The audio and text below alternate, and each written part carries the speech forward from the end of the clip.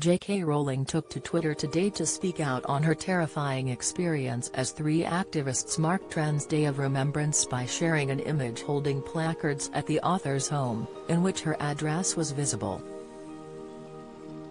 The Harry Potter author says she has now received so many death threats she could paper the house with them. While sharing the news with her Twitter followers, she thanked Police Scotland and the Twitter support team for their help in deleting the images.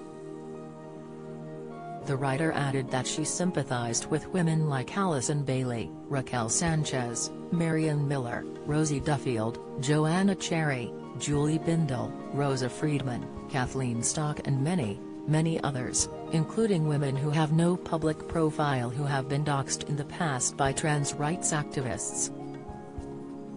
Rowling has received intense criticism from the transgender community for her views on gender and sex. She said, "Last Friday, my family's address was posted on Twitter by 3 activist actors who took pictures of themselves in front of our house, carefully positioning themselves to ensure that our address was visible. I want to say a massive thank you to everybody who reported the image to @Twitter support. Your kindness and decency made all the difference to my family and me. I'd also like to thank Police Scotland for their support and assistance in this matter. I implore those people who retweeted the image with the address still visible, even if they did so in condemnation of these people's actions, to delete it. Over the last few years, I've watched, appalled, as women like Alison Bailey, Raquel Sanchez, Marion Miller, Rosie Duffield, Joanna Cherry, Julie Bindel, Rosa Friedman, Kathleen Stock and many others, including women who have no public profile but who've contacted me to relate their experiences, have been subject to campaigns of intimidation which range from being hounded on social media, the targeting of their employers, all the way up to doxing and direct threats of violence, including rape. None of these women are protected in the way I am. They and their families have been put into a state of fear and distress for no other reason than that they refuse to uncritically accept that the socio-political concept of gender identity should replace that of sex." Rowling then named the Twitter accounts belonging to the activists that shared her address and ended her post with "I have to assume. Thought doxing me would intimidate me out of speaking up for women's sex-based rights.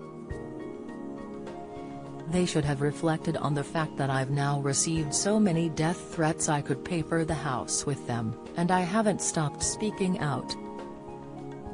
Perhaps, and I'm just throwing this out there, the best way to prove your movement isn't a threat to women, is to stop stalking, harassing and threatening us." The author received criticism from the LGBTQ+ community last year after retweeting a piece that discussed people who menstruate. "Don't miss," seemingly taking issue with the fact the story did not include the term women, the author wrote, "people who menstruate. I'm sure there used to be a word for those people. Someone help me out. Wumpen? Wimpend? Wumud?" After backlash to the post, Rowling elaborated in further detail on her thoughts on the trans community. She explained, "If sex isn't real, there's no same-sex attraction. If sex isn't real, the lived reality of women globally is erased. I know and love trans people, but erasing the concept of sex removes the ability of many to meaningfully discuss their lives. It isn't hate to speak the truth." After the comments, Harry Potter cast members spoke out against the author. Daniel Radcliffe released a statement through the Trevor Project where he stressed that transgender women are women. He wrote, "While Joe is unquestionably responsible for the course my life has taken, as someone who has been honored to work with and continues to contribute to the Trevor Project for the last decade, and just as a human being, I feel compelled to say something at his moment. Transgender women are women."